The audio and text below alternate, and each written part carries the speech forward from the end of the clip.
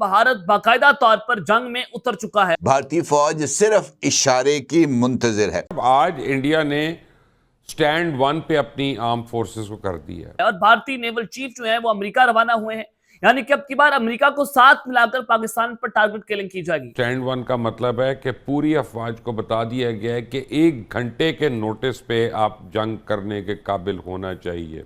फिर जंग होगी, फिर कुछ ना कोई झड़प होगी, और अब जो होगी वो पहले से ज्यादा होगी। उनको एक चीज की समझ आ गई है और वो ये है कि जरा पाकिस्तान को दबाओ, जितना दबा सकते हो। और इंडियन रफाल तैयारों की जोधपुर एयरबेस से लैंडिंग और फ्लाइट दोनों के हवाले से जो रिकॉर्ड है इस वक्त वो मीडिया पर भी नजर आ रहा है। ये वाज़ेह तौर पर जंग की तैयारियों की अलामात हैं। उनको भी पता है कि पाकिस्तान के पास एयर डिफेंस सिरे से है ही नहीं।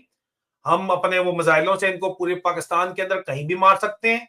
जहाजों पे PL-15 इनके लगे हुए हैं, तो जहाजों में आपने स्टैंड ऑफ डिस्टेंस के ऊपर ही रहना है। आपने काम ही इस दफा वो करना है जो कि वो तय कर चुके हैं। तो आप अंदाजा कर सकते हैं कि इस वक्त भारतीय फौज, भारतीय फोर्सेस, भारतीय नेवल और भारतीय फज़ाइया मुकम्मल तौर पर स्टेट ऑफ वॉर में जा चुके हैं। और सबसे अहम तरीन चीज ये कि भारत इस मर्तबा अपनी स्ट्रैटेजी बदलता हुआ नजर आ रहा है। हाँ, एक तरफ पाकिस्तान को मशरकी बॉर्डर से खतरात लाहक हैं, तो दूसरी तरफ मगरबी बॉर्डर से भी पाकिस्तान के लिए खबरें अच्छी नहीं आ रही। फटी पड़ी है, सीधी सी बात है। मैंने देखा है कि लाहौर में तो पूरी की पूरी मिलिट्री टैंक और ये और वो, और बॉर्डर पे फौज चौकस कर दी गई है, ये वो। अभी तो इनका, मैं क्या बोलूं, मैं इनकी तो फटने वाली है।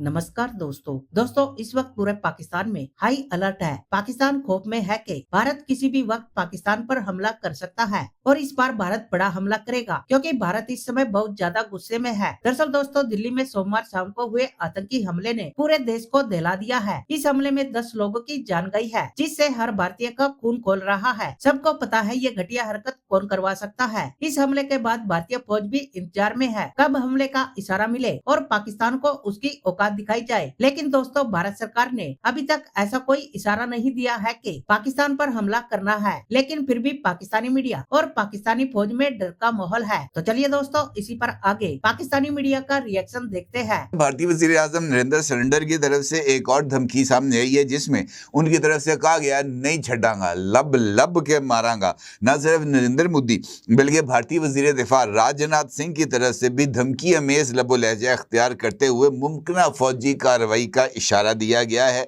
कि इंडियन फौज हालत जंग में है, हालत जंग में थी और हालत जंग में रहेगी। भारतीय फौज सिर्फ इशारे की मुंतजिर है।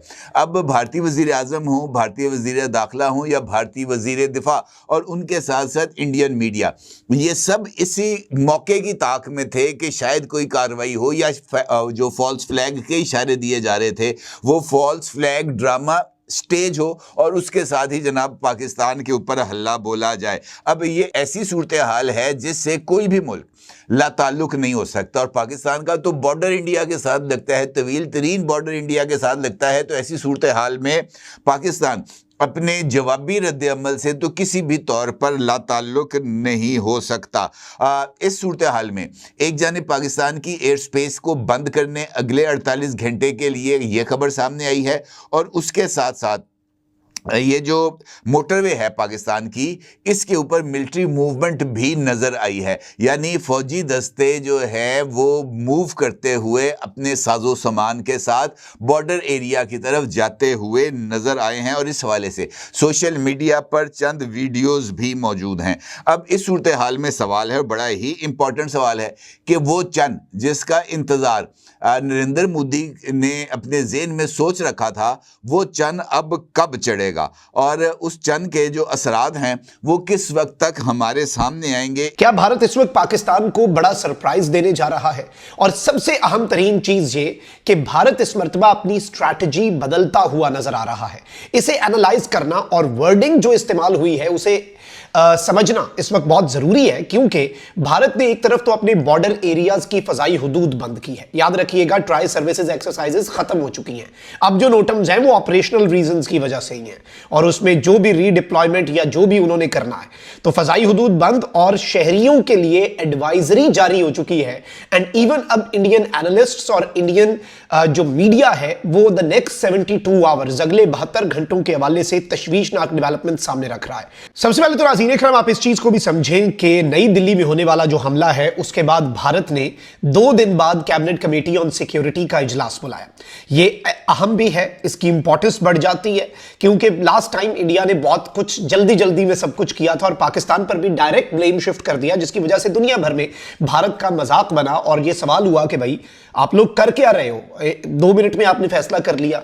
तो यूं लग रहा है कि भारत इस मर्तबा इंटरनेशनली अपनी जो पोजीशन है वो मजबूत रखने के लिए और लास्ट टाइम वाली अपनी पहलगाम इंसिडेंट के बाद दोहराई गई गलतियां जो हैं उनसे कुछ सीखता हुआ में इंडिया कम अज कम नजर आ रहा है।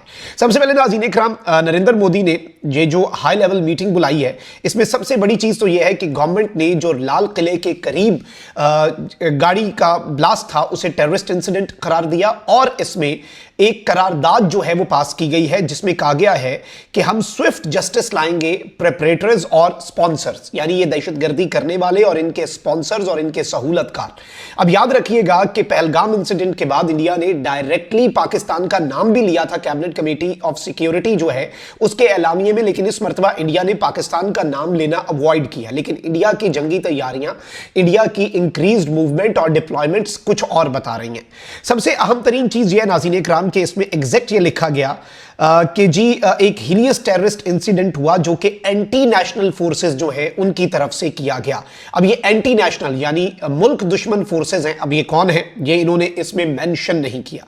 लेकिन सबसे अहम तरीन चीज ये है नाज़रीन इकराम कि इन्होंने कहा है कि इस पूरी सूरत हाल में अब हम इनके खिलाफ कार्रवाई करेंगे एंड विदाउट एनी डिले हम जस्टिस जो है, इंसाफ जो है वो अब होगा और सबके खिलाफ कार्रवाई होगी। और इंडिया की जीरो टॉलरेंस पॉलिसी है towards terrorism in all it's forms and manifestations. देखिए, ये is so simple, keep Pakistan busy, Pakistan को बिजी रखो, फौज को बिजी रखो, स्ट्रेच रखो। इधर हमले हो रहे हैं, उधर हमले हो रहे हैं, इधर से अटैक हो गया, उधर से अटैक हो गया।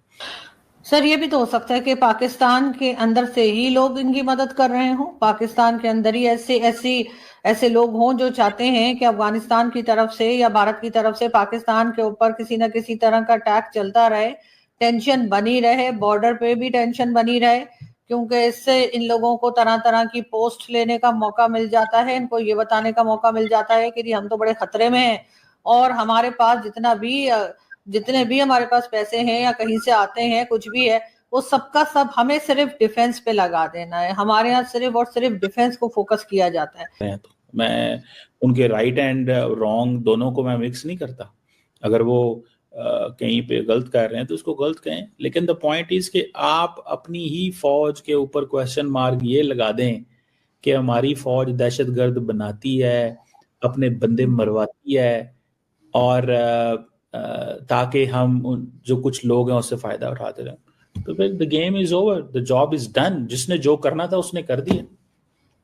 सही बात है सर, आपके ख्याल से किसी ने कभी फायदा नहीं उठाया, यहाँ पे डिक्टेटरशिप नहीं रही, यहाँ पे ये सब लोग जो हैं इन्होंने एक डिक्टेटरशिप बनाकर नहीं रखी। 35 साल इस मुल्क में खुल्ला इन लोगों ने हुकूमत की, अभी भी वही कुछ चल रहा है। इस वक्त भी आप लोग जो 27 अमेंडमेंट लेकर आ रहे हैं वो क्या है, उसमें भी तो यही सब कुछ हो रहा है।